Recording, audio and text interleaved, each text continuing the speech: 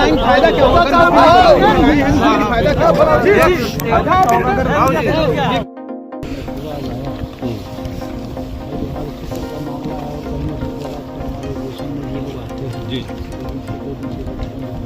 जी यही कहा कि जो सच्चाई हो और वास्तव में क्या हुई तो ब्रह्मा विष्णु महेश भी नहीं रोक पाएंगे। मुकदमा होगा। जरूरी है क्या भैया?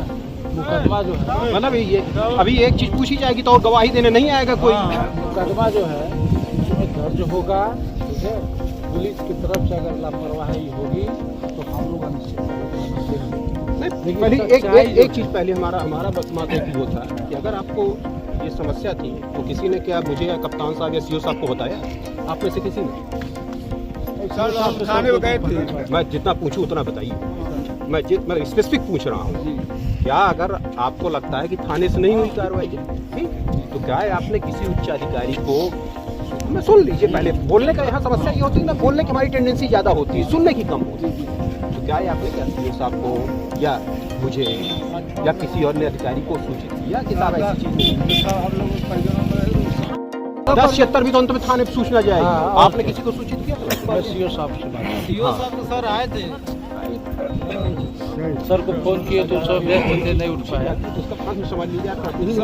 उत्तर लिखेंगे तो फिर क्या फायदा? सर हम लोग कह रहे थे थाने से ही सब कुछ होता है, स्टेप बाय स्टेप होता है। स्टेप बाय स्टेप होता है तो ये आप स्टेप लग रही है आपको ये? नहीं सर, नहीं आप अपने खिलाफ सबूत इकट्ठा कर दे रहे हैं। यही जो आपके साथी लोग वीडियोग्राफी कर रहे हैं, यही सड़क जाम का आपके खिलाफ सबूत इकट्ठा कर दे रहे हैं। तो आप सड़क जाम में जो था नहीं मैं ये कह रहा हूँ कि जो वीडियोग्राफी आप लोग सब महाराज मैं सबको करना चाहिए ना, समझाते हुए बुझाते हुए। नहीं ये भी खराब बात है। आप अगर नहीं आपको ये होता तब आप इस चीज पर प्रतिक्रिया करते, समझाते बुझाते। लिखवा के एसपी के कल गए थे डालने के लिए सर, एसपी से मुलाकात नहीं हुआ सर। भैया कितने बजे आप गए थे बंधुआ?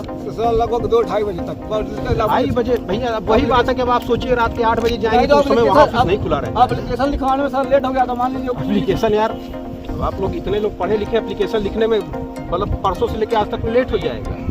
अब वकील के चक्कर में पढ़ करके लंबी चौड़ी एप्लीकेशन लिखवाएंगे तो उसमें समय लग जाएगा। लेकिन अगर व्यक्तिगत 4 लाइन लिखना चाहते तो कोई समय लगता। लेकिन ये प्रक्रिया गलत है यार। मैं इस पे करूँगा बात। क्या आपसे कुछ कहें? देखिए, पीड़ित परिवार 2 दिन से परेशान था जी कि एक बाप का जो है बेटा खोया था, एक माँ की जो है बेटा खोया था।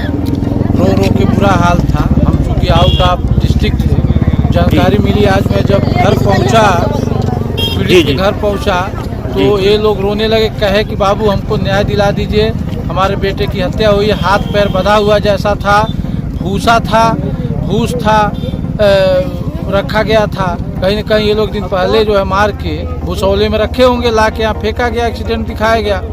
तो एसओ साहब से बात हुआ, उन्होंने कहा एडिशनल साहब मौके पहुँच रहे हैं और सब लोग आप लोग आइए। तो ये हुआ कि हम लोग सब लोग चल रहे हैं तो एक न्याय पदयात्रा जो है पीड़ित की तरफ से न्याय पदयात्रा के माध्यम से हम लोग यहाँ पहुँचे घटनास्थल पे।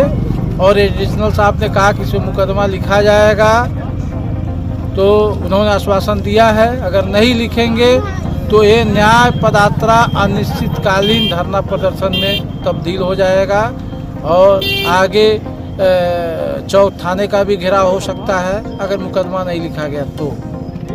4 दिन होगा पीड़ पड़ा, अभी तक कोई आरोपी पकड़े गए नहीं पकड़े गए? देखिए, ये तो योगी सरकार में आम बात है, हत्याएं हो रही है और हत्या करने वाला जो है मुलजिम जो है पार्टी कर रहा, नया वर्ष मना रहा है।